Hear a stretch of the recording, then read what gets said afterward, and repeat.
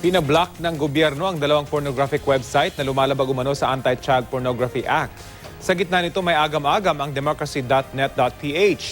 Balitang hatid ni Ivan Mayrina.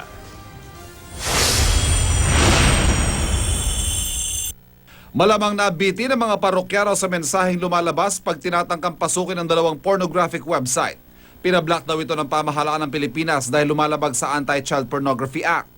Hindi ito itinanggi ng Department of Information Communications Technology o DICT. It's around 87% of cybercrime is child pornography.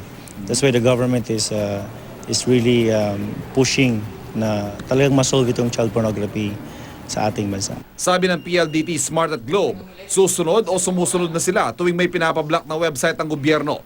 Sabi ng DICT, patuloy ang monitoring ng mga Internet Service Provider o ISP sa mga pornographic sites. Pero hindi raw lahat binablock. Kung wala namang child pornography na naka-host sa kanila, then hindi naman natin siguro ibablock yan because the law clearly states that yung child pornography lang natin ibablock.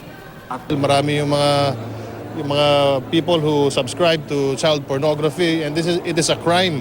Dapat to hindi pinapalusot itong mga ganitong klaseng mga videos, mga websites sa internet.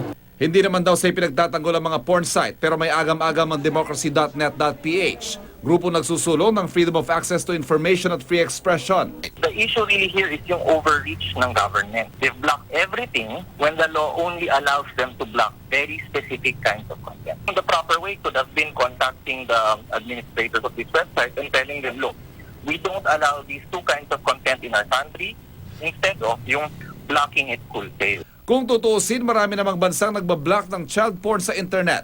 Ang iba nga, hindi lang child porn kundi lahat ng klase ng porn.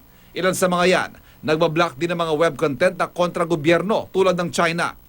Nangyari ang pag-block sa dalawang porn sites sa Pilipinas ilang araw matapos lumabas ang isang survey kung saan kabilang mga Pilipino sa mga nanguna sa pagtatagal sa mga porn site. Pero sabi ng democracy.net.ph, baka matagal dahil mabagal ang internet sa bansa. Matagal mag-buffer, kaya matagal yung time spent. It's not really about Filipinos really wanting the content. It's just that they have to wait for the content. Ivan Mayrina, GMA News.